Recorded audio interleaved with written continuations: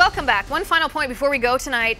Women are now allowed to drive in Saudi Arabia after, well, forever of being denied the privilege by an oppressive authoritarian government that adheres to Sharia law. According to the government of Saudi Arabia, women were disqualified from driving because it would require them to uncover their faces. But now, in a huge victory for women's rights in a nation that oppresses women, look out for these ladies behind the wheel. I am so happy and so proud to see the brave women of Saudi Arabia who pushed for their liberty experience this victory. You would think the Women's March would be ecstatic too, right? The Women's March claims they champion women. They stand up for oppressed women all around the world, don't they? Well, funny how the Women's March is silent on this victory for women's rights in the Kingdom of Saudi Arabia. Unless the Women's March has been deleting tweets, which I highly doubt, the Women's March has never once tweeted the words Saudi Arabia.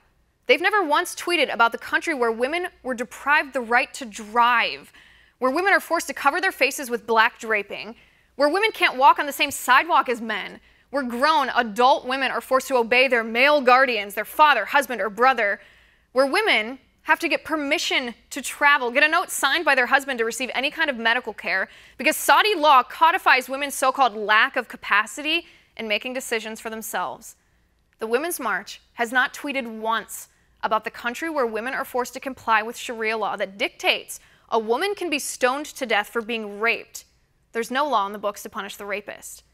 The Women's March is silent about the country that allows a father to kill his daughter to save his family's honor, if the daughter supposedly dishonors him, and forces virginity tests on women before they marry.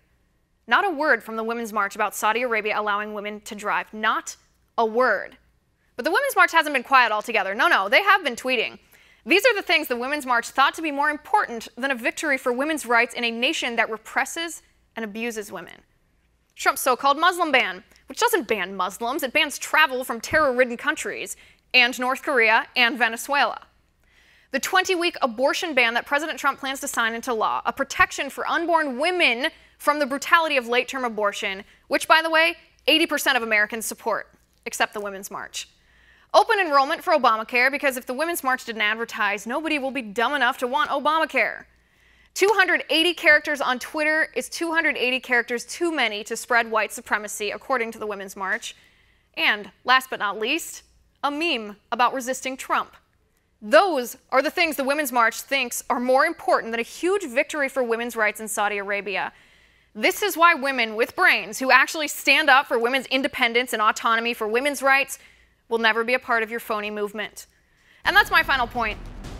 You can reach me on Twitter at Liz_Wheeler. If you liked the show, please send me an email at oann.com/contact. In the meantime, catch us here tomorrow at 9 p.m. Eastern. And until then, have a good night.